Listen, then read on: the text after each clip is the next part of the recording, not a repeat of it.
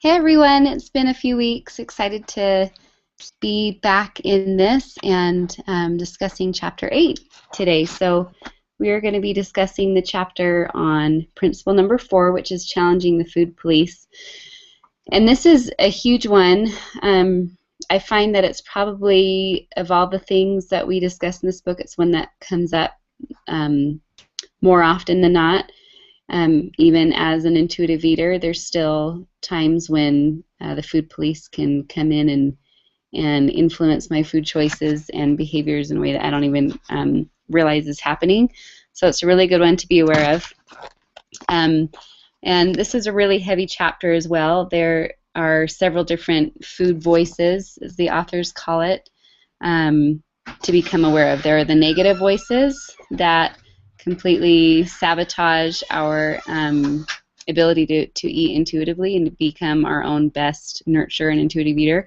And then there are the positive voices that become really helpful for us. And they're the voices that typically sound like your best friend or a family member who really loves you unconditionally and is there to support you. So really great and exciting skills to develop. The summary of this chapter says to scream a loud no to thoughts in your head that declare you're good for eating minimal calories or bad because you ate a piece of chocolate cake. The food police monitor the unreasonable rules that dieting has created. The police station is housed deep in your psyche, and its loudspeaker shouts negative barbs, hopeless phrases, and guilt-provoking indictments. Chasing the food police away is a critical step in returning to intuitive eating. And so I'd also just say that a good sign that you have an issue with the food police is if, let's see, where did I see it? Okay. Well, I guess I'm kind of skipping ahead. So I'll start first with the voices that it brings up. So here are the destructive dieting voices. There's the food police, the diet rebel, and the nutrition informant. And those three all revolve around a stereotypical dieter. And the food police, some things that the food police might say sound like, don't eat at night because you're guilty of a violation if you eat after a certain time. Better not eat that bagel, it's fattening, too many carbohydrates. You didn't exercise today, so you better not eat dinner. It's not time to eat yet, so you shouldn't have that snack. And you ate too much, even though it was based on being hungry. And so it goes through these voices. So this is the food police, what it sounds like. It's a voice that's developed through dieting, and it's your inner judge and jury that determine if you're doing good or bad. The way that it hurts you is that the food police scrutinizes every eating action, and so it keeps your food and your body at war. And how it helps, it doesn't. It's the one voice that does not turn into an ally. So the other two, the nutrition informant and the diet rebel, can both be turned into an ally type voice. But the food police is the one voice that can't turn into that. But by identifying its strong presence in your mind, you will learn how to challenge its power and loosen its hold on you. It gives a story about Cindy, who would just pray every morning to have a good day, and a good day meaning that she ate completely along the lines with her diet program or her meal plan.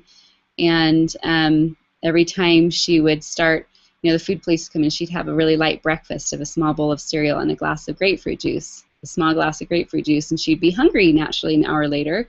But the food police would come in because that doesn't, go along with your meal plan, but she would be ravenous and she'd try to avoid it, and then start binging later.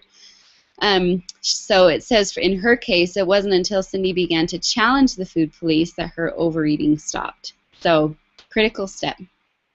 The next voice is the nutrition informant, which can sound like and it provides nutrition evidence to keep you in line with dieting. The informant voice may tell you to fastidiously count carbohydrate grams or eat only certain foods, often in the name of health. While this may seem innocuous or even healthy, it's a facade. It makes statements like, check out those fat grams, and anything above 1 gram of fat is unacceptable. Don't eat foods with added sweeteners, yada, yada, yada. Okay, so it's all in the name of nutrition. The way it hurts you is that this voice colludes with the food police. It operates under the guise of health, but it's promoting an unconscious diet. It can be a little difficult to identify because its message can mimic the sound advice of health authorities.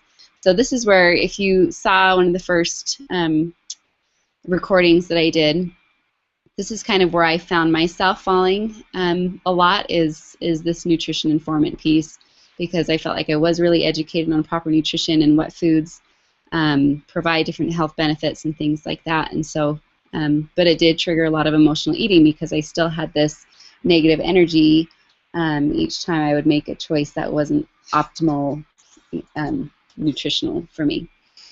So the nutrition informant, however, can help if it's turned into a nutrition ally. And so it can do this when the food police is exiled. One distinguishing factor between the nutrition ally and the nutrition informant is how you feel when you respond. If you make or reject a food choice in the name of health but feel acquiescent or guilty, then you know the food police still has a strong hold on your nutrition informant who's guiding your decision. Whereas a nutrition ally might, let's see, I think it says in here, for example, if you were choosing between two brands of cheese that you like equally and you happen to have high cholesterol, the nutrition ally would advise choosing the brand with lower saturated fat. It's a choice based on health and satisfaction, not deprivation or dieting.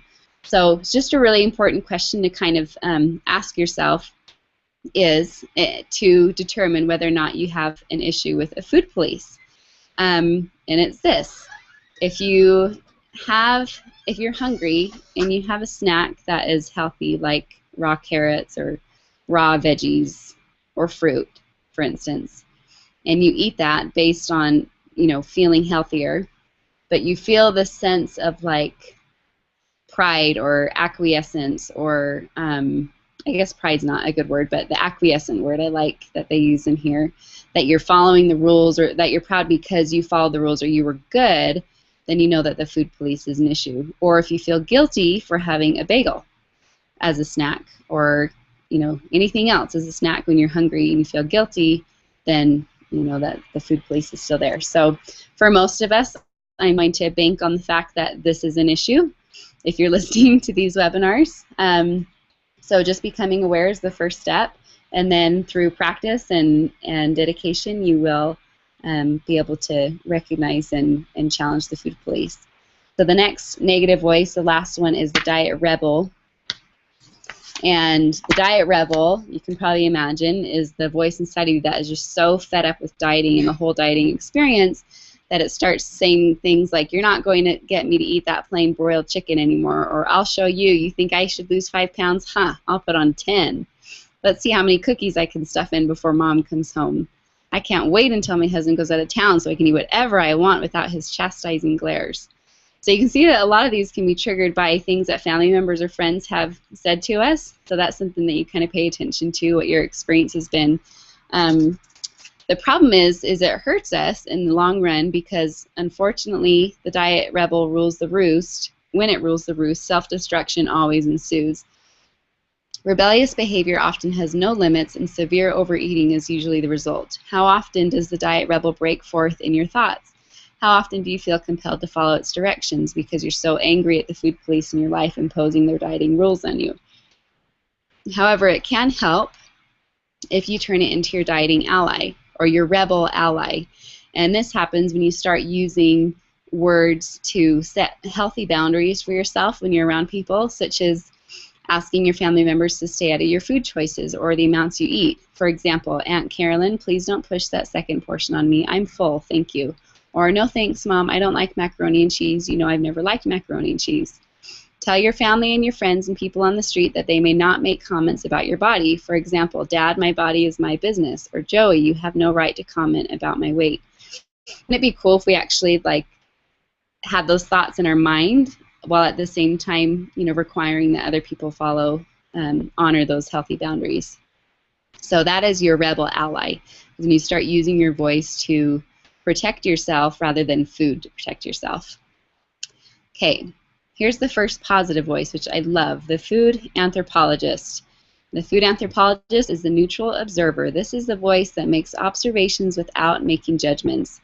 So some of its statements might look like this, such as, I skipped breakfast and was ravenous at 2 p.m. I ate 10 cookies. So there's no judgment there. You're just stating the facts. I ate 10 cookies. Not, I ate 10 cookies. I ate 10 cookies. And then the next one, I experienced guilt after eating dessert with dinner. So no condescending statements, just an observation of how you felt. I felt guilty after eating dessert after dinner. One easy way to call your inner food anthropologist into action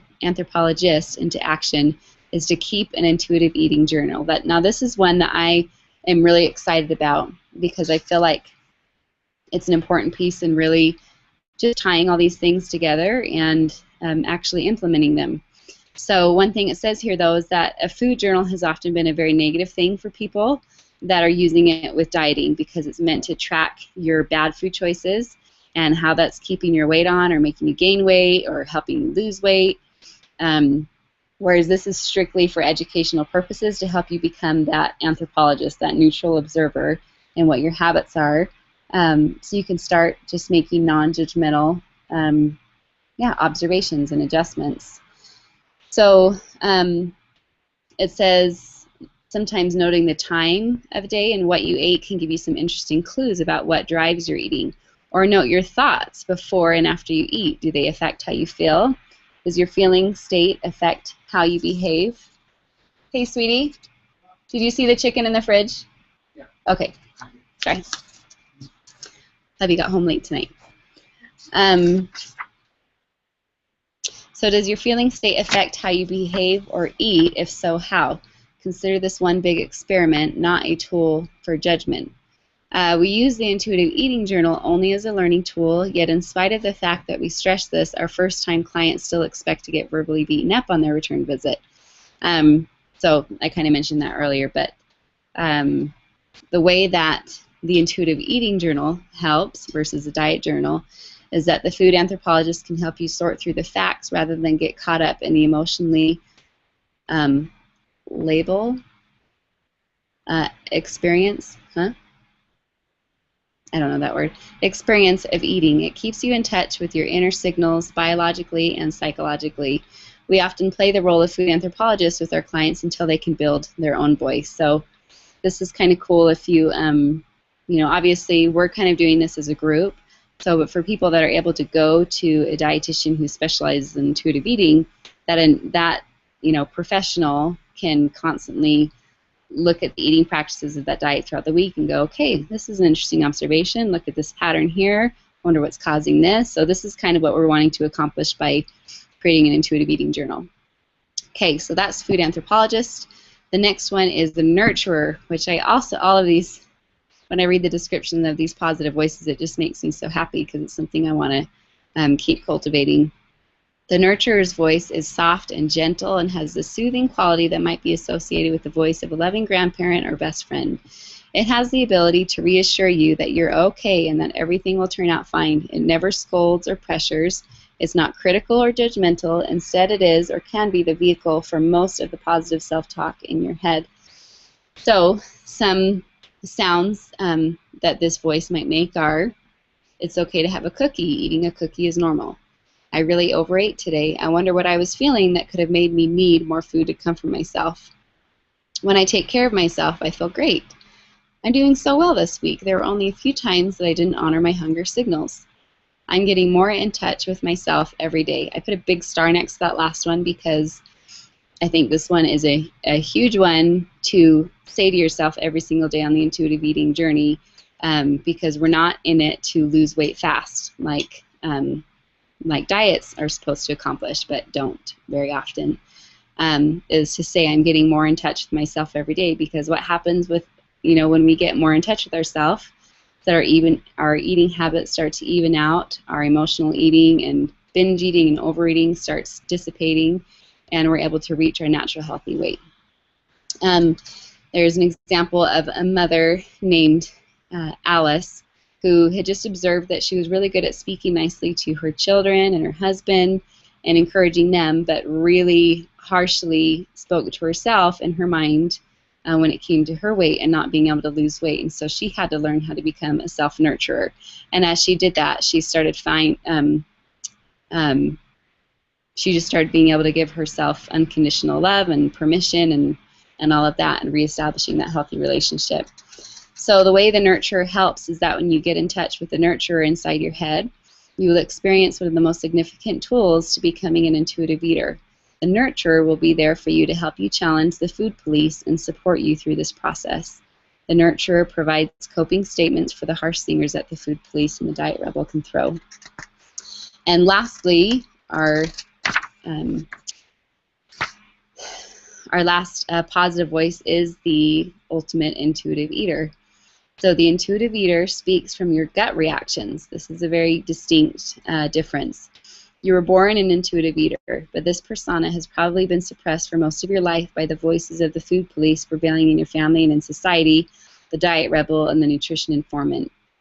The intuitive eater is a compilation of all of these positive voices, such as the anthropologist, the nurturer, the rebel ally, and the nutrition ally. The intuitive eater knows how to argue the negative voices out of your head. For example, it knows how to challenge the distorted messages of the food police and how to get the rebel ally to speak out loud to fend off boundary invaders. The intuitive eater voice might say some of the following things. That little rumble in my stomach means I'm hungry and need to eat. What do I feel like eating for dinner tonight? What sounds good to me? It feels so good to be out of that dieting prison.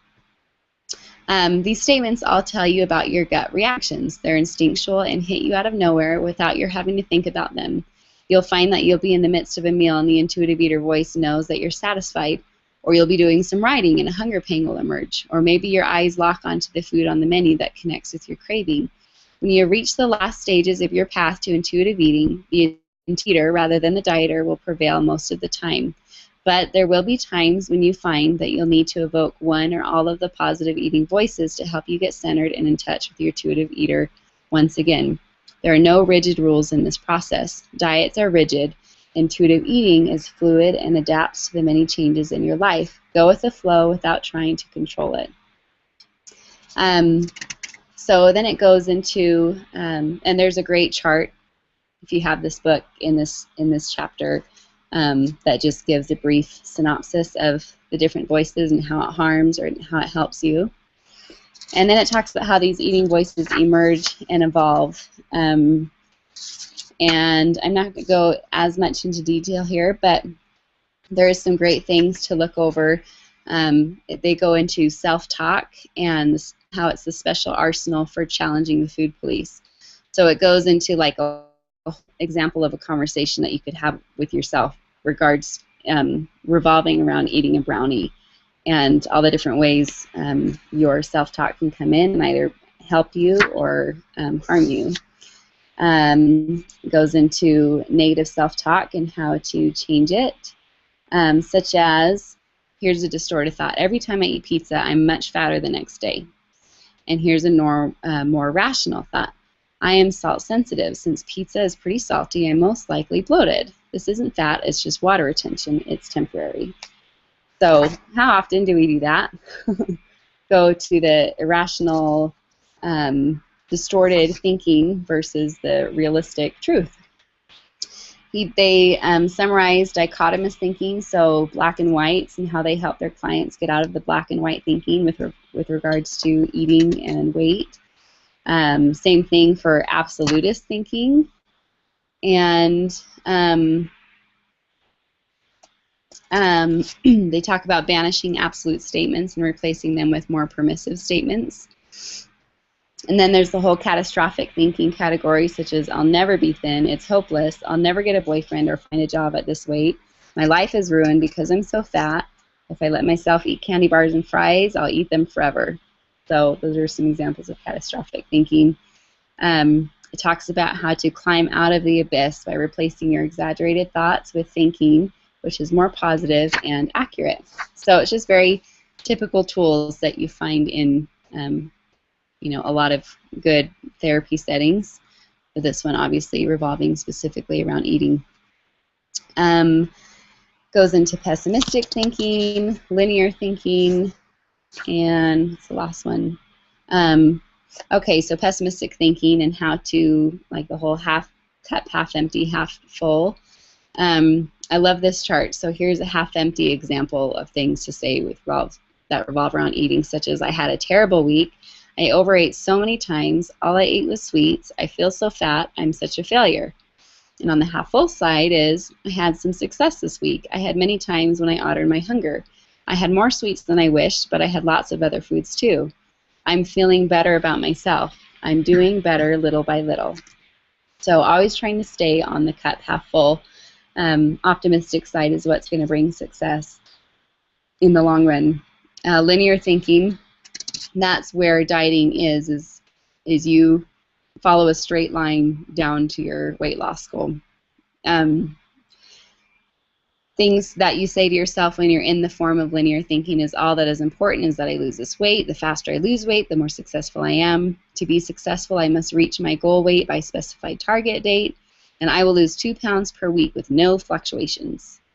So the way to get out of that kind of thinking is to switch to process thinking. I've been learning about this actually the past year as I've been working on some other goals too, not to be so focused on the end result, but the process. So some things or examples of process thinking would be, this was a rough week, but I learned some new things about myself that will help me make changes in future weeks. What's most important is that I honor the positive changes I'm making in my eating, not my weight loss.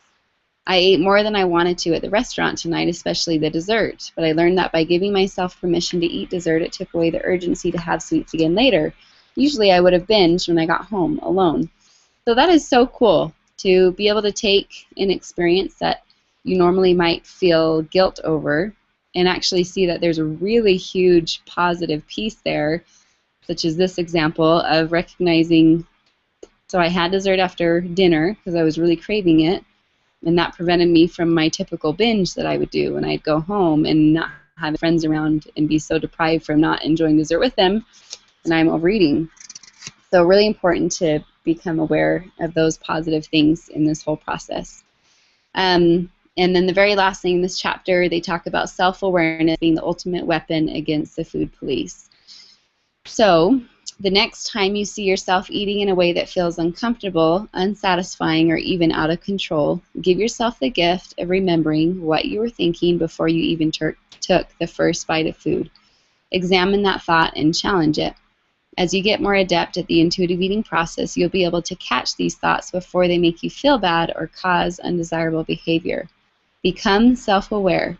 Pay attention to the food talk that inevitably arises when you approach any eating situation. Listen for the different voices that can either serve as your support or saboteur. Banish the food police that keep you from making your peace with food. Challenge the pseudo-nutrition thoughts that come from the nutrition informant. Observe your eating through the eyes and voice of your food anthropologist and allow it to guide you sensibly. Speak out loud the thoughts of your rebel allies so you don't use food to take care of you. The real protection will come from your nurturer who knows just how to soothe you and get you through tough situations. And finally, become acutely sensitive to the positive voices that comprise your intuitive eater. It was there when you were born. Discard the layers of negative voices that have buried it so deeply that it seemed lost forever. By listening to its instinctual signals, you'll have the opportunity to form a healthy relationship with food.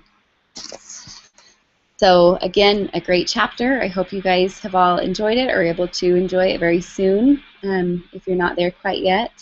And before I close, I just wanted to mention that this intuitive eating study group, there have been a lot of people. I have at least one person each week from random places that asked to join this group, and I think we probably have close to 40 people that have joined it. And I'm not like a huge networker or anything on Facebook. I don't have like a ton of an uncommon volume of friends or interaction. I'm a full-time mom and I work and I'm really busy.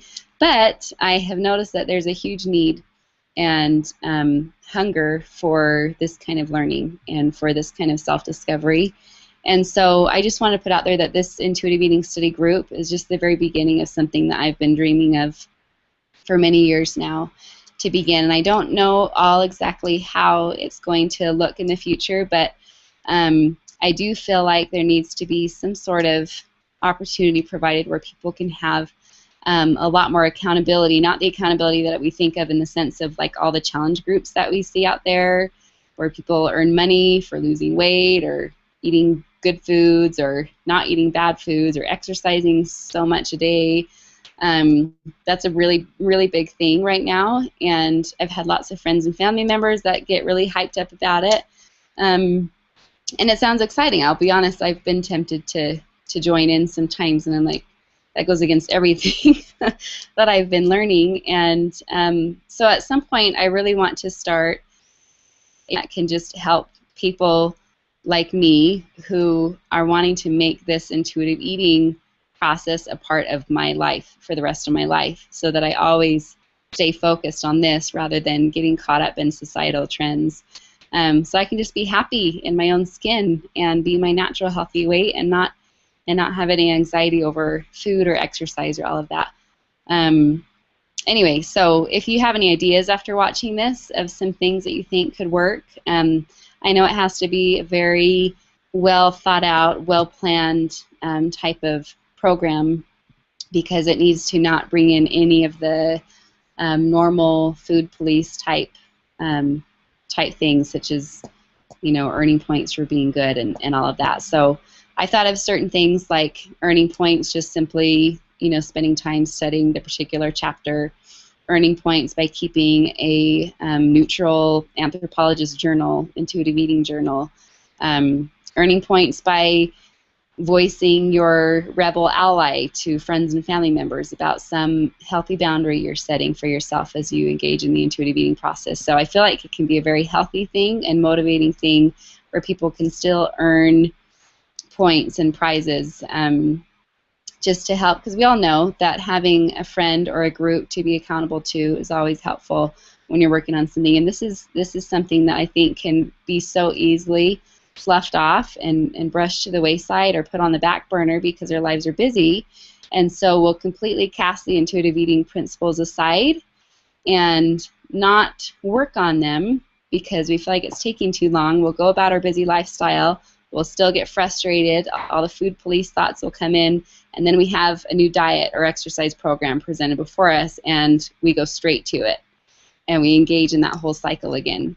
And so I feel like there needs to be a sincere and committed focus to this process. And so I'm excited to start brainstorming how to bring about and accomplish that and provide that for many more people. So give me any feedback if you have some. If not, have a great week, and we will meet again next week with Chapter 9. Take care.